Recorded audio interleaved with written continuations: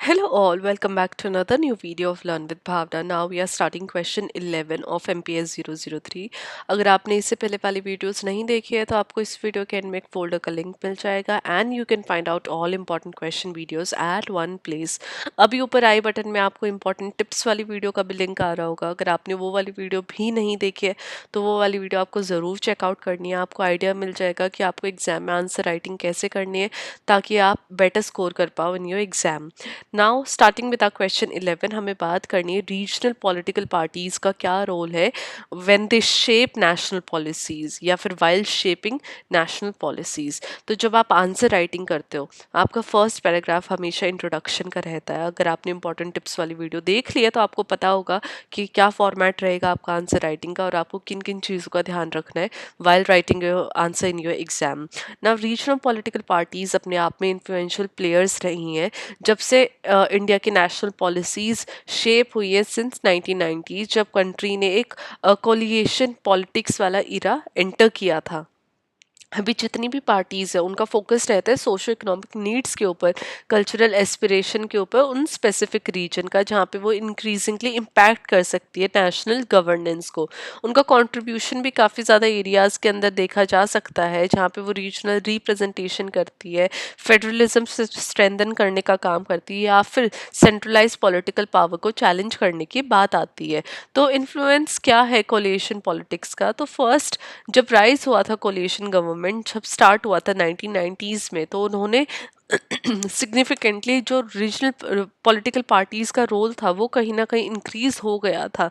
Single party majority Lok Sabha के अंदर उनका रोल डिक्लाइन हुआ था और रीजनल पार्टीज कहीं ना कहीं असेंशियल हो गई थी ताकि एक स्टेबल अलायंसेस क्रिएट हो और सर्वाइवल हो सके सेंट्रल गवर्नमेंट का। इन रिटर्न उनके सपोर्ट के लिए इन पार्टीज ने ऑफन नेगोशिएट किया है पॉलिसीज के लिए ताकि वो बेनिफिट कर सके अपनी स्टेट्स को या फिर अपने रीजन को। फॉर एग्जाम्पल जब हम द्रविड़ा मुनित्रा कजगम डीएमके की बात करते हैं तो वो एक मेजर प्लेयर रहा है तमिलनाडु के अंदर जिन्होंने सपोर्ट किया यूनाइटेड प्रोग्रेसिव अलायंस को फ्रॉम 2004 टू 14, जिन्होंने एग्रीकल्चर और लैंग्वेज राइट जैसी पॉलिसी इश्यूज को इन्फ्लुएंस किया है पॉलिसीज़ के तहत पे जो कि बहुत ज़्यादा क्रूशियल थे उन स्टेट के लिए। सिमिलरली जब हम तृणमूल कांग्रेस टीएमसी की बात करते हैं तो उन्होंने नेशनल पॉलिसीज़ को सिग्निफिकेंटली इम्पैक्ट किया पर्टिकुलरली फूड सिक्योरिटी और रूरल डेवलपमेंट जैसे एरियाज़ के अंदर जहाँ पे उनका स्ट्रॉन्ग फोकस रहा है वेस्ट बंगाल वेलफेयर में। अब ये जितने भी कोलाइशंस है वो डिमॉन्स्ट्रेट कर रहे हैं एक रीजनल पार्टीज कैसे शेप कर रही है होल्ड कर रही है नेशनल पॉलिसीज को, जो उनकी एबिलिटी है कि कैसे वो कंसेशंस को एक्सट्रैक्ट कर रही है वो स्टेट स्पेसिफिक डिमांड से कैसे रिलेटेड है। वो बहुत ज़्यादा इंटीग्रल रही है नेशनल पॉलिटिकल प्रोसेस के साथ जहाँ पे जो ब्रॉडर नेशनल कंसर्न्स है वो कहीं ना कहीं देखी गई है with balance with regional needs. One second. Yes I hope अब ये विजिबल होगा आपको। हाँ, तो रीजनल नीड्स के साथ वो कहीं ना कहीं बैलेंस रहा है।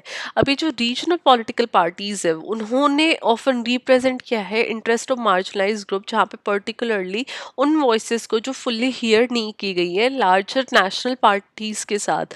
अभी जितने भी ग्रुप है उन्होंने इंक्लूड किया है लिंग्विस्टिक माइनॉरिटीज़ को, कास्ट बेस्ड कम्युनिटीज़ को और पीपल जो स्पेसिफिक जोग्राफिक एरिया से। फॉर एग्जाम्पल अगर हम शिवसेना की बात करते हैं महाराष्ट्र में तो वो एडवोकेट करते हैं protection of rights of Marathi speakers.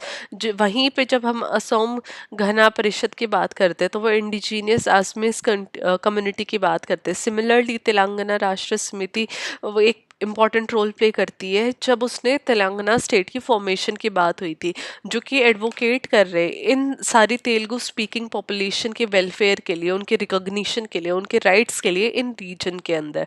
अभी जितनी भी पार्टीज है इंश्योर कर रही है रीजन स्पेसिफिक इश्यूज को वो एड्रेस करती है, चाहे वो कल्चरल आइडेंटिटी का इशू है, सोशल वेलफेयर हो या फिर लोकल गवर्नेंस हो, ये सब एड्रेस की जाती है नेशनल लेवल के ऊपर जहाँ पे ये इन सब कंसर्न्स को प्रायोरिटाइज करके रीजनल पार्टीज पुश करते हैं एक इंक्लूसिव नेशनल पॉलिसीज के लिए, ताकि वो रिस्पेक्ट कर सके डाइवर्सिटी के लिए इंडियन पॉपुलेशन के अंदर। और चैलेंज, जितना भी चैलेंजेस है, one side to fit all जो अप्रोचेज है उस वो कहीं ना कहीं एप्लीकेबल नहीं होती है हर एक केस में। तो वो स्टेट स्पेसिफिक या फिर जो रीजन स्पेसिफिक जितनी भी अप्रोचेज है, जितनी भी नीड्स है, उनको मीट करके फुलफिल कर सके अपने स्पेसिफिक एरियाज के अंदर।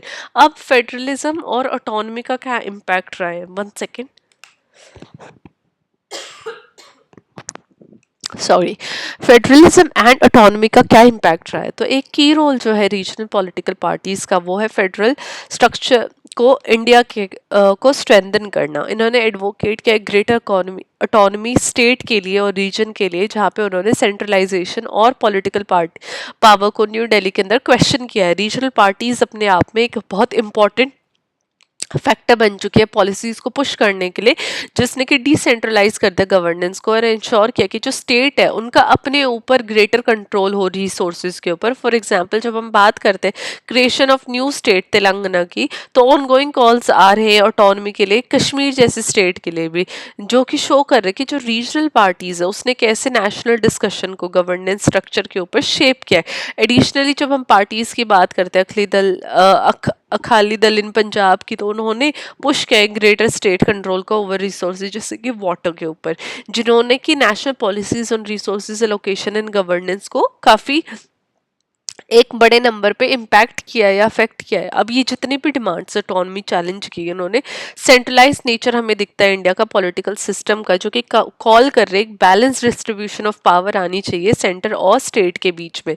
अब इससे चैलेंजेस हमें क्या देखने को मिल रहे हैं नेशनल यूनिटी के ऊपर, जहाँ पे हम कॉन्ट्रीब्यूशंस की बात करते हैं इंडियन पॉलिटिकल डाइवर्सिटी के ऊपर, वहीं पे रीजनल पार्टीज ने चैलेंजेस भी देखने को मिले नेशनल यूनिटी के ऊपर, क्योंकि जो फोकस है वो स्पेसिफिक और रीजनल इश्यूज के ऊपर ज़्यादा पड़ गया है। जिसकी वजह से एक टेंशन हमें देखने को मिलती है रीजनल और नेशनल इंटरेस्ट के बीच में। अब जो डिमांड है कि सेपरेट स्टेट होनी चाहिए गोरखलैंड इन वेस्ट बंगाल की, या फिर कश्मीर एक सेपरेट स्टेट होनी चाहिए, इसकी वजह से जो नेशनल जो हमारा एकजुटता है उसकी वजह से कहीं ना कहीं जो डिफरेंसेस है ये हमें देखने को मिलते हैं। ये जो मूवमेंट है हाईलाइट कर रही है ये जो डेलिकेट बैलेंस है दोनों रीजनल एस्पिरेशन और नेशनल इंटीग्रिटी के बीच में, ये हमें देखने को मिल रहा है। स्पेशली जब हम बात करते हैं आइडेंटिटी एंड ऑटोनॉमी क्लैश के बीच में, तो ये अपने आप में एक बहुत ज़्यादा ब्रॉडर गोल्स हो जाते हैं नेशनल यूनिटी के, राइट। तो ये जो डिफरेंसेस है या फिर ये जो क्लैशेस है, चैलेंजेस है, ये भी हमें देखने को मिलते हैं। नाउ लास्ट में हमारा कंक्लूजन आ जाएगा। कंक्लूजन आपको हर आंसर में लिखना है। कंक्लूजन में मैंने मेंशन किया कि जब हम रीजनल पॉलिटिकल पार्टीज की बात करते हैं तो उन्होंने सिग्निफिकेंटली इन्फ्लुएंस किया और शेप किया नेशनल पॉलिसीज इन इंडिया में।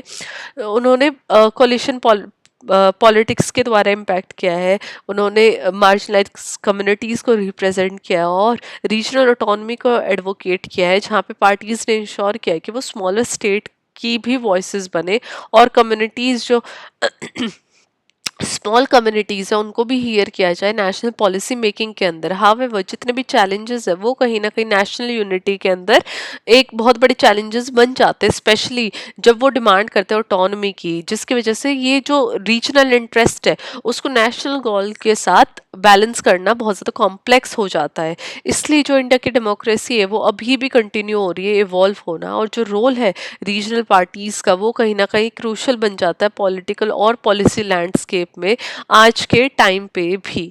तो ये हमारा आंसर था जहाँ पे हमने बात किया कि कैसे जो रीजनल पॉलिटिकल पार्टीज़ है वो शेप करती है हमारे नेशनल पॉलिसीज़ को। तो ये हमारा क्वेश्चन 11 था। अगर आप ऐसा ही अच्छा अच्छा कंटेंट चाहते हैं कि मैं आपको प्रोवाइड करूँ तो आप चैनल को सब्सक्राइब कर सकते हैं, वीडियो को लाइक कर सकते हैं और ढेर सारा प्यार शो कर सकते हैं। I will see you very very soon with question 12। Till then study well, study hard and all the very best for your exam.